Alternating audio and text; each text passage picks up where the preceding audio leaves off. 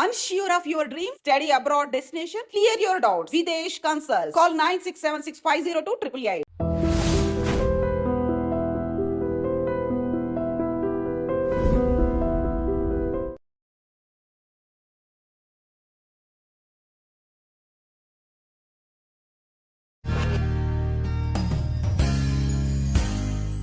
Health secret ఏంటో చెప్పరా? బాహుబలిలో చాలామంది అన్నారనమాట లావుగా ఉన్నారు అని చెప్పి. మన ముందు జనరేషన్ కొంచెం ఇట్లా బాధపడడం చూసినందువల్ల నేర్చుకున్న పాఠాలు. మొన్న దగ్గరగా చూసినప్పుడు ఇవాళ చూసినప్పుడు అనిపిస్తుంది మీది చిలక ముక్కండి. మా నాన్నగారు చెప్తూ ఉండేవారు కదా. మీరు 5 years ఉన్నప్పుడే అమ్మని లాస్ అయినప్పుడు, కానీ ఒక్కసారి మీరు మదర్ అయిన తర్వాత ఏదైతే మిస్ అయ్యారని అనిపించింది అక్కడ మీకు ఇది ఇక్కడ అందించినప్పుడు మీకు ఎలా అనిపించింది ఆ ఫీలింగ్? యాక్చువల్లీ నేను మదర్ అయిన తర్వాత మా అమ్మని తలుచుకోవడం కొంచెం అంటే మిస్ అవ్వడం కొంచెం తగ్గింది. నాకు అమ్మ అంతా మా నాన్నగారే. ఇప్పట్లో ఉన్న ఈ సోషల్ మీడియా ఇంత అవేర్నెస్ అప్పుడు ఉండుంటే ఇంకా ఎంత ఉండేదో అనిపిస్తూ ఉంటుందా? ఏమనిపిస్తూ ఉంటుంది మీకు? అంటే ఇంతకు ముందేమో చాలా ఒక ఏదో తెలియని ఒక గుప్పెడు ఇట్లా పెట్టుకున్నట్టు ఉంటుంది అనమాట. ఫిల్మ్లోనే యాక్ట్ చేసే యాక్ట్రెసెస్ అనేది ఒక ప్రొఫెషన్గా మర్యాదగా చూడడం స్టార్ట్ చేశారు సొసైటీ. మీరు చాలా టాప్ మోస్ట్ హీరోయిన్స్కి, చాలా పెద్ద సినిమాలకి, చాలా పెద్ద పెద్ద డైరెక్టర్స్ ముఖాంత్ గారిని కలిసి ఒక పెద్ద సీడీ పట్టుకుంది. అవును. ఎప్పుడు అది యాక్చువల్లీ ఈయన రఘువరన్ గారు యాక్చువల్గాను హీఈస్ ఎ గుడ్ మ్యూజిషియన్ అండి. అప్పుడు he also played for some movies అంట. ఆయన ఫ్యాన్స్కి చెందింది అది, అది మాది కాదు. Who is the best person to release it అనుకుంటే రజనీకాంత్ గారు, because they were very close. ఇప్పుడు ఆయన అడగగానే నెక్స్ట్ డే అపాయింట్మెంట్ ఇచ్చారు. సో ఆ సీడీ ఏమో సరిగమా రిలీజ్ చేశారు. హాయ్ అండి, నిన్నటి తెలుసు విత్ మీ అంజలిలో రియలీ చాలా రోజులుగా మ్యామ్ని రిక్వెస్ట్ చేయగా ఎక్కడో బాహుబలి నుంచి మొదలు పెడితే ఈరోజు అంటే సుందరానికి దగ్గర దొరికారు. Rohini ma'am is with me right now. Ma'am, thank you so much for you coming. Really my pleasure అండి. ఈ మీకు ఆ బుట్టలు చాలా బాగా సూట్ అయ్యాయి. Thank you. రియలీ రియలీ మీ పేరు తలుచుకున్న ప్రతిసారి మీ మొహంలో చక్కగా మనస్ఫూర్తిగా నవ్వే మీ నవ్వు, చాలా సహజంగా యాక్ట్ చేసే మీ యాక్టింగ్ అందరు తెలుగు వాళ్ళకి ఎంతో, మా తెలుగు అమ్మాయి అని గర్వంగా చెప్పుకునే మా రోహిణి గారు ఈరోజు మిమ్మల్ని ఇలా ఐ డ్రీమ్కి నేను తీసుకురావడం నాకు చాలా చాలా సంతోషంగా ఉంది. రియలీ ఐఎమ్ ఆల్సో హ్యాపీ అండి మీతో మాట్లాడడం. నేను ఐ డ్రీమ్ చూస్తూ ఉంటాను, మీ ఇంటర్వ్యూస్ చూస్తూ ఉంటాను. Happy to be here. Yeah, నేను మీకు మాట ఇచ్చినట్టుగానే ఇప్పటి వరకు మీరు ఇచ్చిన ఇంటర్వ్యూస్లో అడిగిన క్వశ్చన్స్ డెఫినెట్గా అడగకుండా మీకు బోర్ కట్టకుండా చూసే బాధ్యత నాది. Thank you. ఎంత తొందరగా వీలైతే అంత తొందరగా పంపించేస్తాను మిమ్మల్ని, నో డౌట్. ఏంటి మ్యామ్, హైదరాబాద్ ఏంటి, ఏ వర్క్ మీద వచ్చారు ఇప్పుడు? ఇప్పుడు సెబాస్టియన్ షూట్ అండ్ డబ్బింగ్ ఇది ఫినిష్ అయిపోయిన తర్వాత బయలుదేరుతాను. మళ్ళీ ఇంకొక వారం రోజుల్లోనేమో అంటే సుందరానికి ఒక ప్యాచ్ వర్క్ అట్లా ఉంది, దానికి వస్తుంటారు. మీరు కూడా ఉన్నారు కదా పిక్చర్లోనూ. పట్టుకోగలిగాను నేను, లేకపోతే ఇంకా బాహుబలి నుంచి ఈ అంటే సుందరానికి కూడా వెళ్ళిపోయి ఇంకో సినిమా అప్పుడు ఎక్కడో కలిసి ఉండేవాళ్ళు. రియలీ ఏంటి మీ హెల్త్ సీక్రెట్ ఏంటో చెప్పరా? నిజంగా చాలా కష్టపడతానండి ఇలా ఉండడానికి. హాయిగా తినేసి పడుకుంటే అందరిలాగా ఇంకా యూనో నా ఒంటి తత్వం కూడా బాగా బల్కీ అయ్యే తత్వం అనమాట.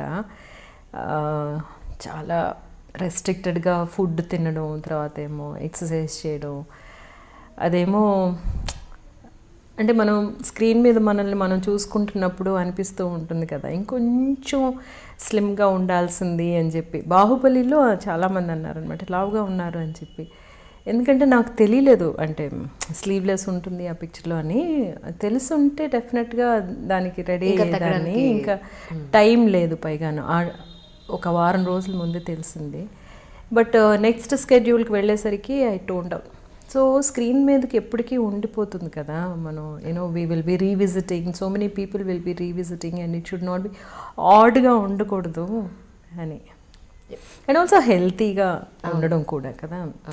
It is healthier to maintain yourself. లేకపోతే కీళ్ళ నొప్పులు వచ్చేస్తూ ఉంటాయి కొంచెంసేపు, కొన్ని రోజులు అయిన తర్వాత లావ్ అయిపోతే చూస్తున్నాం కదా. మన ముందు జనరేషన్ కొంచెం ఇట్లా బాధపడడం చూసినందువల్ల నేర్చుకున్న పాఠాలు. నిజం నిజం.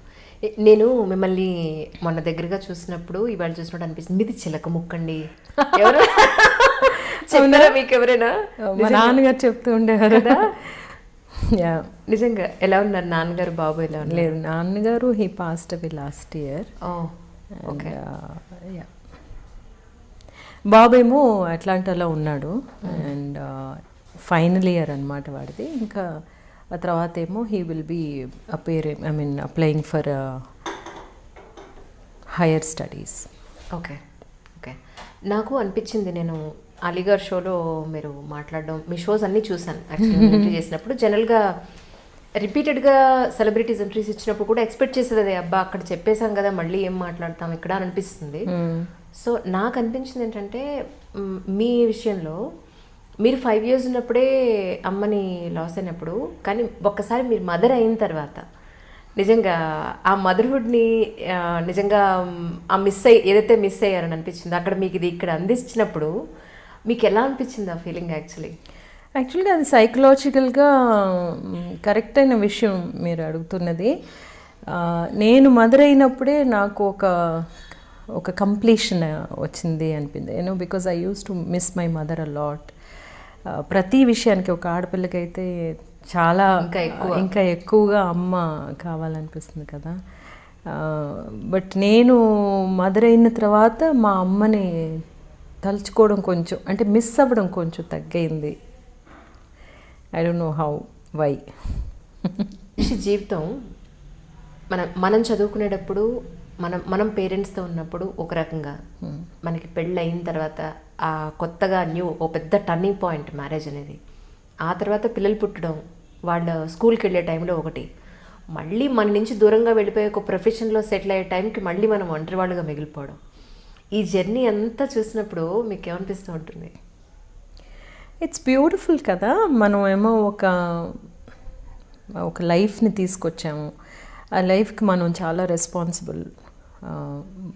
వాళ్ళు ఈ ప్రపంచాన్ని ఎట్లా అర్థం చేసుకుంటున్నారో, లేకపోతే ఈ ప్రపంచంలో వాళ్ళు ఎలాంటి మనిషిగా ఉండాలి అన్నదానికి మనం ఏదో ఒక విధంగా వాళ్ళని షేప్ చేస్తూ ఉంటాం. మన ఐడియాస్ ఏమిటి, మన ఐడియలిజం ఏమిటి, ఇవన్నీ చూస్తూ పెరుగుతూ ఉంటారు పిల్లలు. అలా పెరిగినప్పుడు మళ్ళీ వాళ్ళ దగ్గర నుంచి వచ్చే రియాక్షన్స్ కానీ, వాళ్ళు తీసుకునే కొన్ని స్టాండ్స్ కానీ విన్నప్పుడు, చూసినప్పుడు either we feel bad or will feel good. ఇంతవరకు రిషి చెప్పిన విషయాలన్నీ, మా బాబు చేస్తున్న విషయాలు కానీ, లేకపోతే వాడు కొన్ని విషయాల్ని చూసే విధానం చూస్తున్నప్పుడు ఐఎమ్ హ్యాపీ. మనం సరైన విషయాలే తనకి ఎక్స్పోజ్ చేశాము అని నన్ను నేను అనుకుంటూ ఉంటాను అనమాట. కానీ how to look at a women, ఒక ఆడపిల్లల్ని ఎట్లా మీరు చూడాలి, లేకపోతే ఏ విషయం అయినా సరే నువ్వు ఎట్లాగా దాన్ని హ్యాండిల్ చేయాలి, ఎక్కడి నుంచి చూడాలి అనేది. అమ్మ గురించి, నాన్న గురించి మీ మాటల్లో వినాలనుంది. ఎందుకంటే నాదొక సపరేట్ ప్రోగ్రామ్ ఉంది యాక్చువల్లీ. ప్రతి మనిషి జీవితంలో వాళ్ళ దగ్గరే మనకి కావాల్సినంత అల్లరి, కావాల్సినంత ఫ్రీడమ్ వాళ్ళ దగ్గరే ఉంటుంది. సో అప్పటి రోజులను ఒకసారి గుర్తు చేసుకుని మర్చిపోలేని రోజు అంటే వాళ్ళిద్దరితో మీరు ఏం చెప్తారు? అమ్మ అసలు తెలియదు నాకు. 5 సంవత్సరాలప్పుడు అమ్మ పోయారు కాబట్టి. కానీ నా మనసులో ఉన్న అమ్మ, నేను మా తాతయ్య గారి దగ్గర నుంచి, మిగతా తన ఫ్రెండ్స్ దగ్గర నుంచి విన్న అమ్మ చాలా బ్యూటిఫుల్గా ఒక మనిషి అన్నది మాత్రం తెలుసు. తనకి పాటలు అంటే ఇష్టం అని, తను సంగీతం నోట్స్ రాసుకున్న బుక్స్ ఇంకా నా దగ్గర ఉన్నాయి. అంత అందమైన దస్తూరి అన్నమాట తంది. మా తాతగారికి ఏమో ఒక బట్టల కొట్టు, తను ఒక్కతే కూతురు. మా తాతగారికి అన్నీ గైడ్ చేసేదంట, లెక్కలు రాయడానికి మాత్రం కానీ, లేకపోతే ఎట్లాగనేది గైడ్ చేసేదట. తనేమో హార్మోనియం నేర్చుకున్నదంట. డార్క్గా ఉంటుంది కానీ చాలా బ్యూటిఫుల్ తన కళ్ళు చాలా నాకు అప్పుడప్పుడు అనిపిస్తుంది, అయ్యో మా అమ్మ కళ్ళు నాకు రాలేదని అనిపిస్తుంది.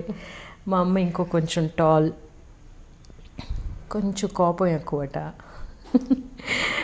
ఇలాగ ఒక అమ్మ చిత్రం నా మనసులో ఉంది. అప్పుడప్పుడు నేనేమో మా అన్నయ్యలతోటి అంటూ ఉంటాను, అన్నయ్య మన పిల్లల్ని చూసినప్పుడు ఎంత సంతోషపడేది కదా అమ్మ అని. అలాగే రిషిని చూస్తున్నప్పుడు కూడా అనుకునేదాన్ని అనమాట, మా అమ్మ ఉంటే వాడిని చూసి ఎలా సంతోషపడేది అని. సో అమ్మ చిత్రం అంటే అదనమాట. నాన్నగారు నాకు అమ్మ అంతా మా నాన్నగారే. సో మా నాన్నగారు నా అల్లరి, నా చిలిపితనం, నా కోపం అన్నీ ఎదుర్కొన్నది మా నాన్నగారే. బట్ నాలోని చాలా మంచి విషయాలు పెట్టింది కూడా నాన్నగారే. చాలా ఆనెస్టీ అన్నది, తర్వాత ఏమో మనం చేసే పని ఎట్లా ఉండాలి అనేది, ఆ పని కోసం మనల్ని మనం ఎట్లా తయారు చేసుకోవాలి అనేది, మిగతా వాళ్ళతో మనం ఎలా బిహేవ్ చేయాలి, తర్వాత లర్నింగ్, లవ్ ఫర్ లర్నింగ్ మా నాన్నగారి దగ్గర ఎక్కువ నేర్చుకున్నాను అనమాట. సో లాస్ట్ వరకు మా నాన్నగారు అట్లాగే ఉన్నారు. నాకు మా నాన్నగారు లాస్ట్ 4 months నా దగ్గర ఉన్నారనమాట. He was bed ridden. ఎవ్వరు తెలిసేవారు కాదు, కానీ నన్ను మాత్రం గుర్తుపెట్టేవారు. సో నేను వెళ్ళి చెప్తాను, నాన్నగారండి వద్దు అంటే ఓకే నా మాట మాత్రం వినేవారు అనమాట. So at one point of time నాన్నగారు బేబీ అయిపోయారు, నేనేమో I did everything for him. Last 4 months నాన్నగారికి స్నానం చేయడం దగ్గర నుంచి, షేవ్ చేయడం దగ్గర నుంచి, తినిపించడం, హెయిర్ కట్ చేయించడం అంతా 4 months నేను చూశాను నాన్నగారిని. అండ్ అంతవరకు మా అన్నయ్యలు చూశారు. పాండమిక్లోని I had to bring him home అనమాట. అండ్ లాస్ట్ రైట్స్ మా నాన్నగారికి నేనే చేశాను. అవునా? పాండమిక్లో హీ పాస్డ్ అవే. సో మా బ్రదర్స్ ఎవ్వరు రాలేకపోయారు. అవును కదా. So I said I will do it. మా నాన్నగారికి యాక్చువల్గా నేనే అబ్బాయిలాగా ఐ డిడ్ దట్. ఓ, అప్పుడు ఆ టైంలో మీకు ఎక్కడి నుంచి వ్యతిరేకత రాలేదండి? అబ్బాయిలు వాళ్ళందరూ ఉండగా నువ్వెలా చేస్తావు అని? ఎవరు ఏమంటారండి, అసలు ఎవరేమన్నా కూడా ఆ టైంలోని మా అన్నయ్యలకి తెలుసు, వాళ్ళు రాలేకపోయారు. ఒక అన్నయ్య ఏమో యుఎస్లో ఉన్నారు, ఒక అన్నయ్య హైదరాబాద్, ఒక అన్నయ్య ఏమో వైజాగ్ అనమాట. వాళ్ళు ఎవరు రాలేకపోయారు. ఇంకొక తమ్ముడేమో వైజాగ్లో ఉన్నాడు. I did it. నాకు ఎంట్రీ చూసినప్పుడే తెలిసింది బాలాజీ గారు మీ ఫ్యామిలీ మెంబర్ అని చెప్పని. అవునండి. ఆ తర్వాత నేను మీ ఫీచర్స్ కంపేర్ చేయడం మొదలు పెట్టాను. ఓ అవును కదా, చాలా ఫీచర్స్ ఉన్నాయి వీళ్ళిద్దరికి అని చెప్పని. అవును. కలుస్తూ ఉంటారండి? యా. అవును. ఇక్కడే హైదరాబాద్లో ఉంటున్నట్టున్నారు కదా బాలాజీ గారు వాళ్ళు. That's really nice. అయితే ఇప్పుడు ఆల్మోస్ట్ మీకు ఎన్నో సినిమాలు చూస్తే 200 సినిమాలు పైగా మీరు చేశారు, బాలనటిగా ఉన్నప్పటి నుంచి యాజ్ ఆన్ టుడే వరకు. ప్రజెంట్ హీరోయిన్స్ ట్రెండ్ కానీ అప్పటి హీరోయిన్స్ ట్రెండ్ కానీ చూసినప్పుడు ఇప్పట్లో ఉన్న ఈ సోషల్ మీడియా ఇంత అవేర్నెస్ అప్పుడు ఉండుంటే ఇంకా ఎంత ఉండేదో అనిపిస్తూ ఉంటుందా? ఏమనిపిస్తూ ఉంటుంది మీకు? సోషల్ మీడియా అనేది ఏమిటండి, యాక్చువల్గా మనమేమో ఇంకొంచెం మన వర్క్నేమో ఎక్కువ మందికి తీసుకెళ్తున్నాం అంతే. తర్వాత మన యాక్టివిటీస్ అనమాట. ఇంతకు ముందేమో చాలా ఒక ఏదో తెలియని ఒక గుప్పిడి ఎట్లా పెట్టుకున్నట్టు ఉంటుంది అనమాట. అందువల్ల మనం ఎక్కడికి వెళ్ళినా సరే ఇంకా ఎక్కువ క్రేజ్ ఉండేది. మా గురించి ఆర్టిస్టుల గురించి తెలుసుకోవడానికి ఎక్కువగా వాళ్ళేమో ఆతృత చూపించేవాళ్ళు. అందువల్ల ఎక్కువగా గాసిపింగ్ ఉండేది. బికాజ్ మా దగ్గరికి వచ్చి అడగలేకపోవడం, ఊరికే వాళ్ళ గురించి ఏదైనా రాయడం అన్నట్టు గాసిపింగ్ ఉండేది. ఇప్పుడు యాక్చువల్గా చూసుకుంటే గాసిపింగ్కి ప్లేసే లేకుండా పోయింది, చూసారా? ఎందుకంటే అందరూ అప్డేట్ చేస్తున్నారు. అండ్ ఇంకొక మంచి విషయం ఇప్పుడు జరిగింది ఏమిటి అంటే, ఫిల్మ్లోనే యాక్ట్ చేసే యాక్ట్రెసెస్ అనేది ఒక ప్రొఫెషన్గా మర్యాదగా చూడడం స్టార్ట్ చేశారు సొసైటీ. ఇంతకుముందు అలా ఉండేది కాదనమాట. మేము హీరోయిన్గా నేను చేసినప్పుడు సినిమాలో యాక్ట్ చేస్తున్న వాళ్ళని అంత మర్యాదగా చూడడం అనేది ఫిమేల్ యాక్టర్స్ని ఉండేది కాదు. But we did our work. So మమ్మల్ని చాలా మర్యాదగా చూసేవాళ్ళు. బట్ కొంచెం ఇట్లాగా రాసేవాళ్ళు కదా సొసైటీలో కూడా, మా పిల్లల్ని యాక్టింగ్కి పంపించం అనేవాళ్ళు. ఇప్పుడు అలా కాకుండా మా అమ్మాయి చాలా బాగా డాన్స్ చేస్తుందండి, మీరు ఆ ఫోటోలు చూడండి, she wants to join films అని చెప్తున్న వాళ్ళు చాలామందిని చూస్తున్నాం. So it is also taken as very serious and good place to be at అని. అవును. మీది ఒకటి డబ్బింగ్ అసోసియేషన్కి సంబంధించి మీ స్పీచెస్ కొన్ని విన్నాను. తెలుగు ఎంత చక్కగా ఫ్లూయెంట్గా ప్రాపర్ భాష మీరు మాట్లాడుతున్నారో, తమిళ్ అలాగే మాట్లాడుతున్నారు, అలాగే మలయాళం మాట్లాడుతున్నారు. నేను షాక్ అసలు. నిజం కదా. నా ఇన్స్పిరేషన్ మీరే. నేర్చుకుంటున్నాను ఇప్పుడు తమిళ్. ఇలా నేర్చుకోవాలి అని చెప్పని. అంటే నెసెసిటీ కదా. ఫస్ట్ ఏంటంటే తమిళనాడులో పెరిగాను, ఎక్స్పోజ్ అయ్యింది, తమిళ్ లిటరేచర్కి బాగా ఎక్స్పోజ్ అయ్యాను. సో అందువల్ల బాగా ఇంట్రెస్ట్ కూడా ఉంది లిటరేచర్లో. అందువల్ల ఏమో ఎక్కువగా చదవడం, రాయడం అని.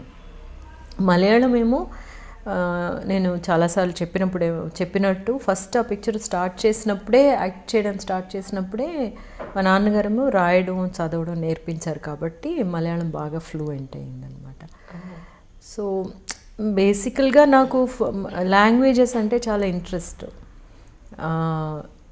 అగైన్ యూనో మా నాన్నగారు చెప్పడం, ఏ భాష మాట్లాడినా అది కరెక్ట్గా మాట్లాడాలి, లేకపోతే తెలుగు నువ్వేమో తమిళనాడులో ఉంటున్నాము, మనము ఇన్ని సంవత్సరాలుగా తమిళ్లో ఒకలాగా మిక్స్ అయ్యి మాటలు వస్తాయి కదా, అలా వస్తే మా నాన్నగారు అసలు తమిళ్ స్పీచ్ ఎవరైనా వింటే అసెంబ్లీలో జయలలిత గారు మాట్లాడిన భాష మీరు మాట్లాడింది అంటే నాకు తెలియదు కదా భాష, కంపేర్ చేసుకుంటే ఆవిడ కన్నడిగా కదా, అయినా కూడా తెలుగు మంచి లాంగ్వేజ్ మీరు మాట్లాడారు అనిపించింది, ప్రాపర్ తమిళ్ మాట్లాడారు అనిపించింది నిజంగా. ఐ లైక్ తమిళ్ అండి, తమిళ్ లిటరేచర్ ఆల్సో.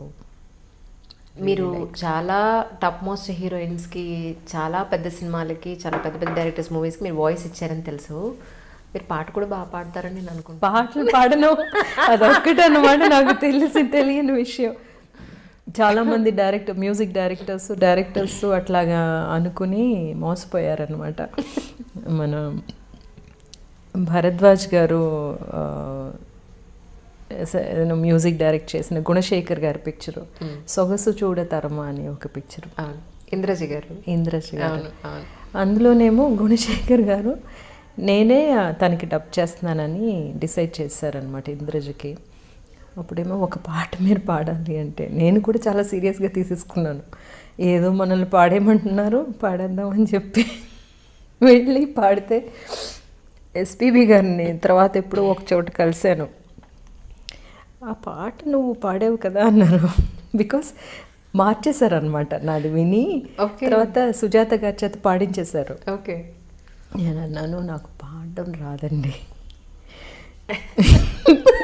నన్ను ఎందుకు ఇలా తీసుకొచ్చి అంటే, బాలుగారేమో that's the greatness of that man కదా, అసలు ఒక్క నెగిటివ్ వార్త రాదు ఆయన దగ్గర నుంచి. ఆయన ఇంకా ట్రై చేస్తే బాగానే వస్తుంది. Let me see sir. Yeah, so పాట పాడమని మాత్రం డెఫినెట్గా నేను తమిళ్లో పాటలు రాస్తాను, అవును, కానీ పాట పాడడం తెలుగులో కూడా ఒక ప్రయత్నం చేయాలి అని చెప్పి అనుకుంటున్నాను.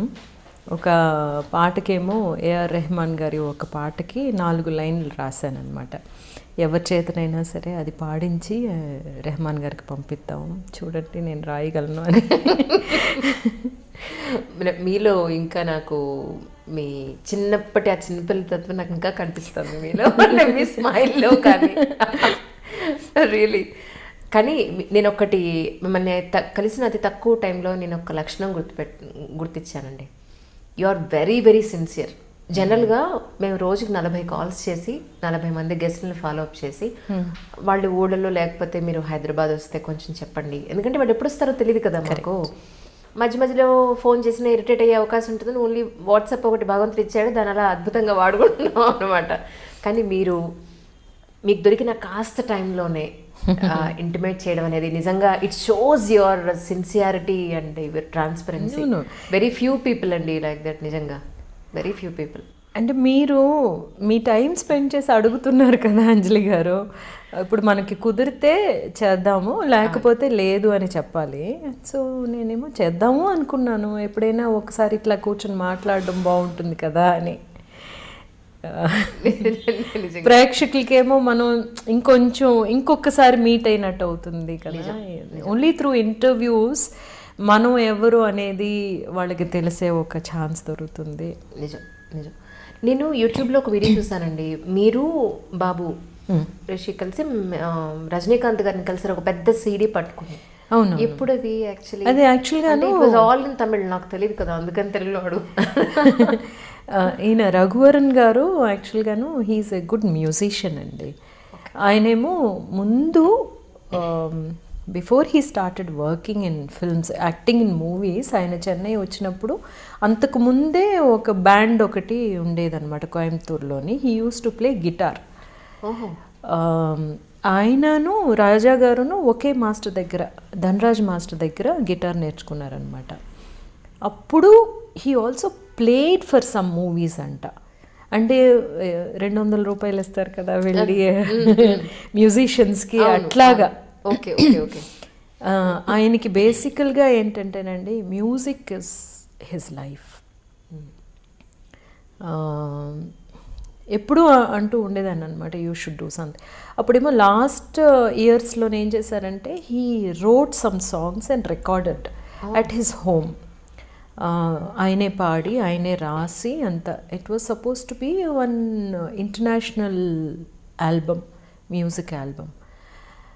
సో అది హీ పాస్డ్ అవే అండ్ ఆ మెటీరియల్ నా దగ్గర ఉంది. It was unfinished. బట్ ఆయన ఏం చేసేవారంటే ఇదంతా ఒక రఫ్ ట్రాక్ అనమాట. Then he would have done the proper track in the studio, live అంతా చేసేవారు.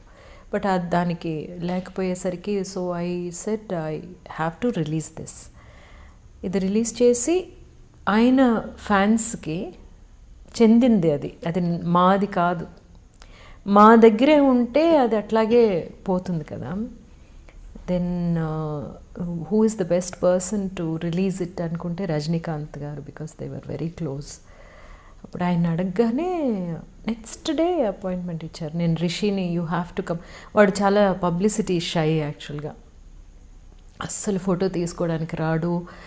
ఆ ఫోటో తర్వాత వాడు ఎలా ఉన్నాడో ఎవరికి తెలియదు అనమాట. ఎందుకంటే వాడికి ప్రైవసీ కావాలి అని. మీతో ఫోటోలు తీసేసుకుంటే నేను ఎక్కడికి వెళ్ళినా సరే నన్ను గుర్తుపట్టేస్తున్నారు, నాకు అట్లాంటి అటెన్షన్ వద్దు అని చెప్పి. So I also respect his privacy. అందువల్ల బట్ దీనికి మాత్రం నేనేం అడిగానంటే, దీనికి మాత్రం నువ్వు రావాలి, it's puppies thing, you have to come. So he came for that. So ఆ సీడీ ఏమో సరిగమ్మా రిలీజ్ చేశారు. ఓకే.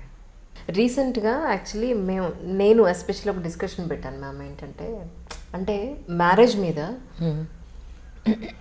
అది లవ్ మ్యారేజ్ అయినా అరేంజ్డ్ మ్యారేజ్ అయినా,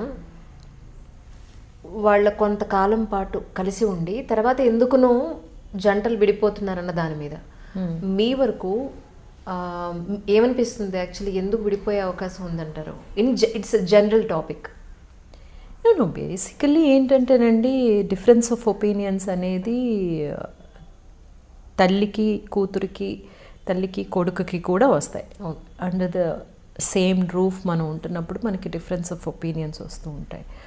అట్లా వచ్చినప్పుడు అవి సాల్యుబుల్ కాదు అనుకున్నప్పుడు, ఇఫ్ ఇట్ క్యాన్ హ్యాపెన్, మనమేమో కంపాటబిలిటీ చూసుకుని తర్వాత ఏమో రెజల్యూషన్ వచ్చి we want to be together అన్న ఒక స్టేజ్ నుంచే కదా అందరూ. Because we start life together to be together. ఎప్పుడు విడిపోవాలి, ఎట్లాగో ఒక సినిమా తీస్తున్నప్పుడు ఇది ఫ్లాప్ అవ్వాలి అనుకుని కాదు కదా తీసేది. ఒక ప్రతి పిక్చర్ చేస్తున్నప్పుడు అది హిట్ అవ్వాలని అనుకుంటాం. ఈ పిక్చర్ కూడా హిట్ అవ్వాలని అందరూ స్టార్ట్ చేస్తారు, కానీ మధ్యలో ఒక్కొక్కసారి ఫ్లాప్ అవుతుంది. ఆ ఫ్లాప్ అయిన ఫిల్మ్నేమో మరీ కూర్చుని దాంతోటే మనం మింగలేక కక్కలేక ఉండకుండా ఒక మర్యాద, ఒకరికొకరు రెస్పెక్ట్ ఇచ్చుకోవడం అనమాట. మనకి మనం రెస్పెక్ట్ ఇచ్చుకోవడం మోస్ట్ ఇంపార్టెంట్ నాకు అనిపిస్తుంది. ఎందుకంటే మనకు ముందున్న జనరేషన్ ఏమో ఏమిటి మనకి ఎగ్జాంపుల్స్ ఉన్నాయంటే పిల్లల కోసం, అవును, సొసైటీ కోసం, లేకపోతే ఆస్తుల కోసం విడిపోకుండా ఉండడం అనేది. బట్ ఇక్కడ మనకి ఉండేది వన్ లైఫ్. ఇందులో మనకి ప్రశాంతంగా ఉండేటట్టు జీవించలేకపోతే and what are you living for అన్న ఒక సిచ్యువేషన్ వచ్చినప్పుడు మనకి మనం ఇచ్చుకునే ఒక మర్యాద అని అనిపిస్తుంది. ఇప్పుడు అట్లా విడిపోయినందువల్ల ఏమైనా అయిపోతుందా అంటే ఏమీ కాదు. మీరు బాగుంటారు, మనము బాగుంటాం. ఇందులోనేమో అఫ్కోర్స్ చిల్డ్రన్ కొంచెం ఎఫెక్ట్ అవుతారు, కొంచెం కాదు బాగానే ఎఫెక్ట్ అవుతారు. ఆ ఎఫెక్ట్నేమో మనం దేంతోటి కంపేర్ చేసుకోవాలి అంటే మనం అందరం కలిసి ఉన్నప్పుడు జరిగే డ్యామేజ్ ఎక్కువ పిల్లలకి, విడిపోయినప్పుడు ఎక్కువ డ్యామేజా అని చూసుకుంటే కలిసి ఉంటే ఎక్కువ డ్యామేజ్ అంటే it is not good. So difference of opinions ఎక్కడైనా జరుగుతాయి కదా. కానీ రీసెంట్గా ఇంట్లో పెద్దవాళ్ళు కానీ మన బిఫోర్ జనరేషన్ కానీ అమ్మాయి కాంప్రమైజ్ అయితేనే సంసారం నిలబడుతుంది, లేకపోతే నిలబడదు, నిలబడకపోతే డివోర్స్ అయ్యి ఇద్దరు సపరేట్ అయితే అల్టిమేట్లీ సఫర్ అయ్యేది, తనకే ఎక్కువ నష్టం అనే మనకి నూరిపోసారు ఇన్నాళ్ళు. సో దీని మీద మీ ఒపీనియన్ ఏమిటి? అంటే అదంతా దాటిపోయామని అనిపిస్తుందండి నాకు. ఇప్పుడు పేరెంట్స్ కూడా అర్థం చేసుకుంటున్నారు, మన అమ్మాయి హ్యాపీగా ఉందా లేదా అనేదే మనం చూడాలి అని చెప్పి అనుకుంటున్నారు. వీలైనంత వరకు కాంప్రమైజ్ అనేది ఇద్దరు సైడ్ నుంచి ఉండాలి అనేది ట్రై చేస్తున్నారు. కాంప్రమైజ్ ఎందువల్ల ఉండాలంటే వాళ్ళ కోసమే ఉండాలని ట్రై చేస్తున్నారు. అందరూ ఓకే వెంటనే విడిపోతున్నారు, కమ్ లెట్స్ గో అని ఎవ్వరూ అంటలేదు. వాళ్ళు కూడా ఆ డెసిషన్స్ తీసుకోవట్లేదు అట్లాగా. ఇప్పుడు ఎవరైనా సరే don't take a decision okay come let's get divorced అని కాదు కదా. ట్రై చేసి ఇంకా it's too much for us to take అని అనుకున్నప్పుడు then something like that happens. పాటలు రాస్తారు, కథలు రాస్తారు, తర్వాత యాక్టింగ్ చేస్తారు, మీ వాయిస్ గాత్రదానం చేస్తారు. ఇవన్నీ పక్కన పెడితే మీ డైరెక్షన్ డిజైర్ ఎంతవరకు వచ్చింది? ఫిల్మ్ ఏమో యాక్చువల్గా రేపు నేను ముంబై వెళ్తున్నాను. కొంచెం మధ్యలోనేమో ఒక ఫినాన్షియల్ రీజన్స్ వల్ల పిక్చర్ ఏమో ఇంకా ఫినిష్ అవ్వకుండా ఉంది. ఈ next week I'm taking first copy of my Tamil film which I directed అనమాట, అప్పావిన్ మీసై అని చెప్పి. So Resul Pookutty is doing the sound designing. Okay. So రేపేమో ముంబై వెళ్తున్నాను. ఓటీటీ వచ్చినందువల్ల ఇంకొంచెం ఆపర్చునిటీస్ అవును ఉన్నాయి కాబట్టి, అవకాశాలు ఉన్నాయి కాబట్టి ఇప్పుడు ఇంకొంచెం తొందరగా తీసుకొచ్చేయచ్చు. తర్వాత నెక్స్ట్ ఫిల్మ్ ప్లాన్ చేయాలి అని. తెలుగులో చేసే అవకాశం ఉందండి?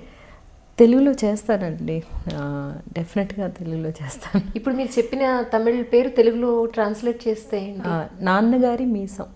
ఓహో, మీ నాన్నగారికి ఉండేదే మీసం? No, it's not that. అంటే ఫిజికల్ కాదు. ఓకే. అంటే మన నాన్నగారి క్వాలిటీస్ అని చెప్పుకోవచ్చు, లేకపోతే మా నాన్నగారు మనకి చెప్పించిన పాఠాలు అనుకోవచ్చు, అన్నీ ఉంటాయి అన్నమాట. అందులో మీ నాన్నగారికి సంబంధించిన ఇన్పుట్స్ ఏమన్నా వెళ్ళిన అవకాశాలను కనపడ్డాయా మీకు? అంటే యాక్చువల్గా story is about something else అనమాట అండి. ఒక తెలుగు అబ్బాయికి జరిగిన ఒక విషయమే పేపర్లో చదివాను. ఆ పేపర్లో చదివిన సంభవం it was very very touching.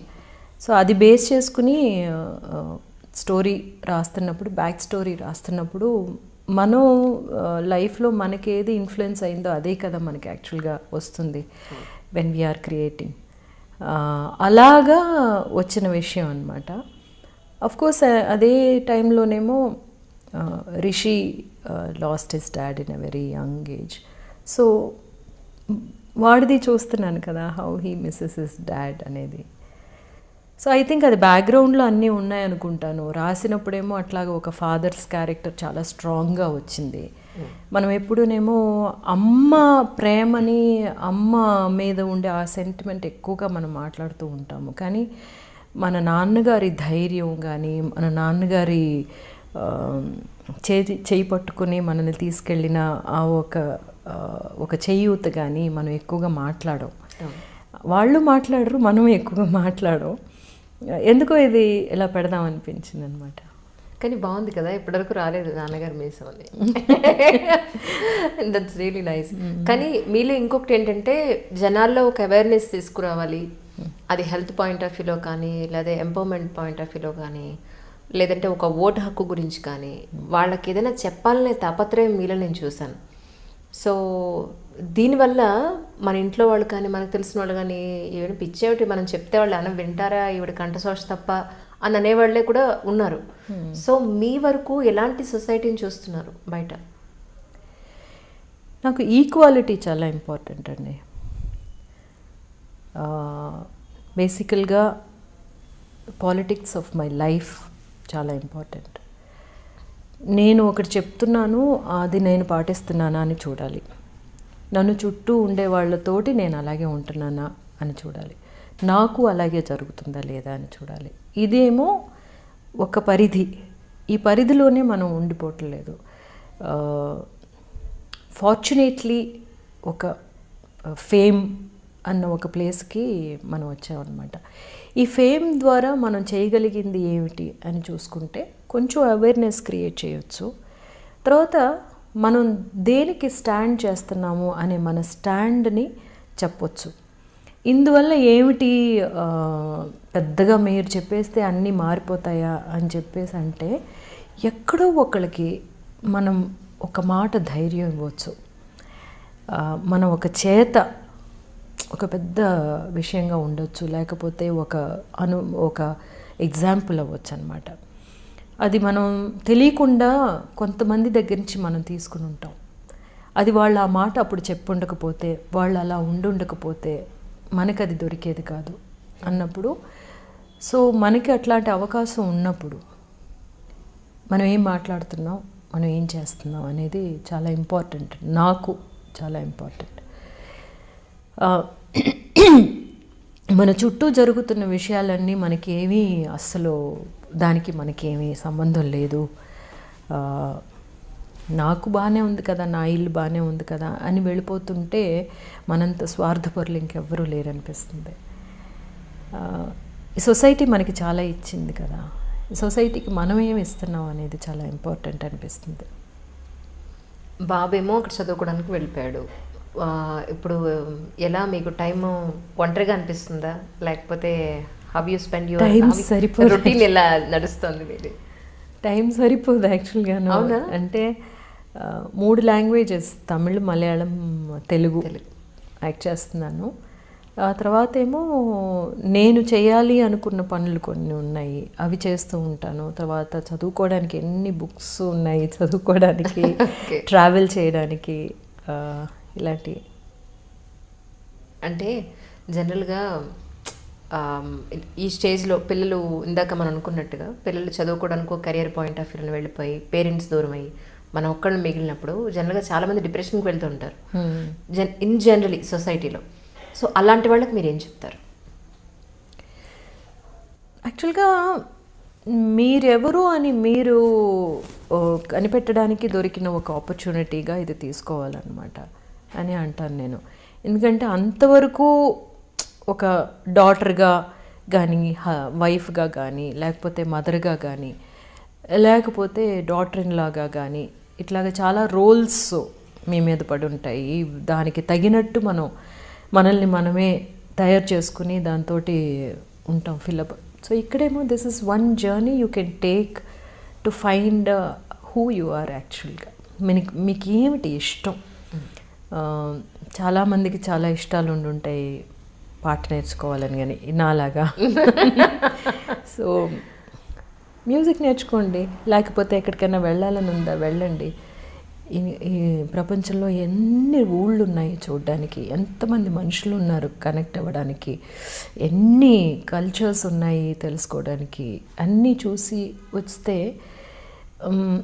మన ఊరు మాత్రమే కాదు కదా, అదొక చిన్న సర్కిల్లో ఉండిపోతే దాంతోటే మన జీవితం అయిపోయింది అనుకుంటే ఇట్స్ సచ్ ఎ వేస్ట్.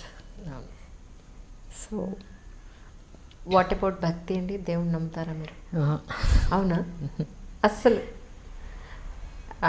పోనీ ఏదో ఒక పవర్ ఉంది అని అదే ఒక దండం పెట్టుకోవడము? నేచర్ని నమ్ముతానండి. ఓకే. నేచర్కి సంబంధించిన అన్ని విషయాలు నాకు చాలా పెద్ద ఇదన్నమాట. నేచర్ని మనం చాలా జాగ్రత్తగా చూసుకోవాలి అనేది. దానికి యాక్చువల్గా నా యాక్టివిటీస్ అని చూసుకుంటేనేమో అవే అన్నమాట ఎక్కువ చేస్తూ ఉంటాం మేము. వాటర్ బాడీస్ గురించి తెలుసుకోవడం, వాటర్ బాడీస్ని రికవర్ చేయడానికి ఏం చేయాలి మనం తెలుసుకోవడం, లేకపోతే ఫార్మింగ్ వ్యవసాయం ఎట్లా ఉండాలి, ఏం జరుగుతుంది ఇప్పుడు అని తెలుసుకోవడం. బికాస్ మనం it's all based on nature కదా అంతాను. మనం ఏదో ఊసిపోక రాకెట్లు వదులుతున్నాం, సినిమాలు తీస్తున్నాం, కానీ ఈ భూమి మీద మనం ఉన్నది to live and let live అనమాట. అదేమీ కాకుండా మనం ఏమిటేమిటో చేస్తున్నాం కదా. సో మీరు ఇప్పుడు ఎన్జిఓస్తో ఏమన్నా కలిసి వర్క్ చేస్తున్నారా? కొన్ని వర్క్స్కి ఏమన్నా? ఎన్జిఓస్ అని కాదు, ఫ్రెండ్స్ చాలామంది ఉన్నారండి. చాలామంది ఫ్రెండ్స్ ఏమో ఇప్పుడేమో పిలుస్తారనమాట, మీరు వచ్చి చెప్తే ఈ విషయాలన్నీ చిన్నపిల్లలకి స్కూల్స్కి కానీ లేకపోతే కాలేజెస్కి కానీ. We do little bit of work shops అనమాట. మోస్ట్లీ వాటర్ బాడీస్ గురించి, తర్వాత వ్యవసాయం గురించి చెప్పడానికి, తర్వాత విమెన్ ఎంపవర్మెంట్ గురించి. అండ్ మనం ఎలాంటి విషయాలు మనలోని రెడీ చేసుకోవాలి. మోస్ట్లీ చిల్డ్రన్ దగ్గరికి వెళ్ళి మాట్లాడుతూ ఉన్నప్పుడే ఇప్పుడు నా రిషికి చెప్పిన విషయాలు అక్కడికి చెప్తాను కదా. ఒక అమ్మాయిని నువ్వు ఎలా చూడాలి, అమ్మాయి అంటే జస్ట్ నాట్ అ బాడీ, తను నీలాంటి మనిషి అని ఇలా మాట్లాడగా పిల్లల్లోని చాలా they are very very inquisitive and very fresh కదా. ఒక అబ్బాయి వచ్చి చెప్పాడు అనమాట, ఈ వార్త నేను ఈ వర్డ్ నేను మర్చిపోలేను మ్యామ్ అని చెప్పి, విమెన్ని నువ్వు బాడీగా చూడకు అన్నది. ఎందుకంటే ఆబ్జెక్టిఫికేషన్ జరుగుతుంది అన్నిటిలోని, మన సినిమా అయినా సరే, మోడలింగ్ యాడ్స్ అయినా సరే, మామూలుగా చూడడమైనా సరే, ఏం ఫిగర్ అనడం కానీ లేకపోతేనేమో. సో ఆబ్జెక్టిఫికేషన్ నుంచి నువ్వు ఆ వెనుక ఉన్న పర్సన్ని నువ్వు రెస్పెక్ట్ఫుల్గా చూడు. ఒక మైండ్ సెట్ని మనం యూనో క్రియేట్ చేయవచ్చు. లేకపోతే కొంచెం ఇటువైపు చూడండి అని ఫోకస్ దాని మీద చూపించడానికి ఐ యూజ్ మై పాపులారిటీ అనమాట. ఇన్ కేస్ మీరు తెలుగులో కనుక డైరెక్ట్ చేసే మూవీ అవకాశం మీకు భగవంతుడు ఇవ్వాలని కోరుకుంటున్నాను. బట్ వస్తే కనుక ఏ జోనర్లో, ఖచ్చితంగా ఈ జోనర్లో చేయాలని ఎట్టి పరిస్థితుల్లో అనుకున్న జోనర్ ఏంటి? అంటేనండి చాలా ఉన్నాయి. అన్నీ యాక్చువల్గా నాకైతే నెక్స్ట్ చేయబోయేదేమో ఒక డాన్స్ బేస్డ్ అనమాట. సో డాన్స్ బేస్డ్ అనేది ఇప్పుడు అపావిన్ వేసే చూసిన వాళ్ళు ఇతనికేమో ఇట్లాంటి ఒక ఆఫ్ బీట్ మూవీ, ఒక ఆర్ట్ ఫిల్మ్ చేయడమే ఇంట్రెస్ట్. మనం మాట్లాడే విషయాలు కూడా అలా ఉంటాయి, మనకి నచ్చిన ఫిల్మ్స్ కూడా అలా ఉంటాయి కాబట్టి. బట్ యాక్చువల్గానేమో సినిమా అనేది అన్నీ కలిసిన ఒక మీడియం కదా. So we also have to entertain. So బేసికల్గా ఈ పాండమిక్లోని మీరు చూసారంటే నేనే ఎలాంటి సినిమాలు చూశాను అన్నది చూసుకుంటూ ఉంటే కొంచెం లైటర్ ఫిల్మ్స్, ఒక చిన్న రామ్ కామ్. ఎందుకంటే చుట్టూ జరుగుతున్నదంతా చాలా భయంకరంగా బీభత్సంగా ఉన్నందువల్ల ఒక లిటిల్ బిట్ ఆఫ్ ఎస్కేపిజం మనం సినిమా ద్వారా